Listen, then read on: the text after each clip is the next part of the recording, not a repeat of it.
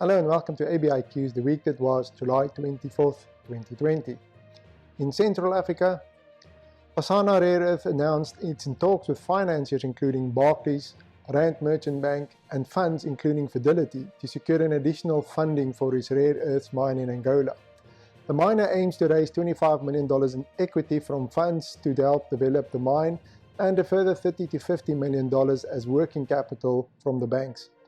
China's state-owned China Great Wall Industry Corporation will provide the balance of up to $170 million.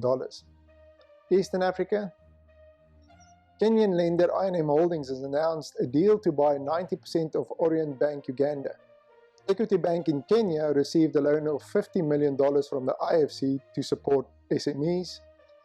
Plans are progressing well to roll out national data centers at Konza Technopolis located just outside Nairobi on the way to Mombasa. Phase 2 of the Masiku Brigadier Road project in Kenya secured funding to the amount of $6.5 million. In Malawi, Minister of Energy Newton Kambala announced the upgrade of substations for future power supply from Mozambique and Zambia to support the government's aim of uninterrupted power supply. Metrobus in Mozambique presented a new $80 million rail project connecting east to west Maputo. The rail line will be 27 kilometers long and construction is scheduled to start in 2021.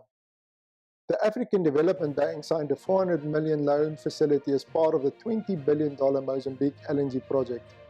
In Rwanda, COVID-19 has resulted in a shortage of raw materials which is causing disruptions in the manufacturing sector. Construction work on the Mogadishu-Afgoya road has resumed after a lengthy closure.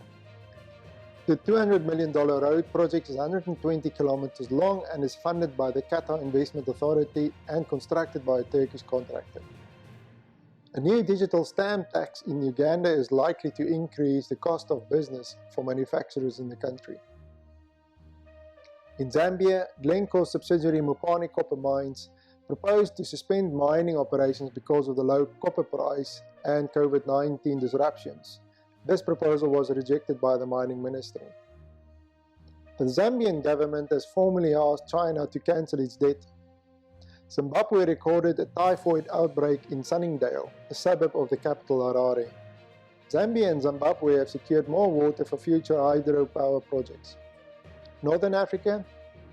The impact of low oil prices and COVID-19 will see Algeria's oil and gas revenue decline 30% to $23 billion from $33 billion last year.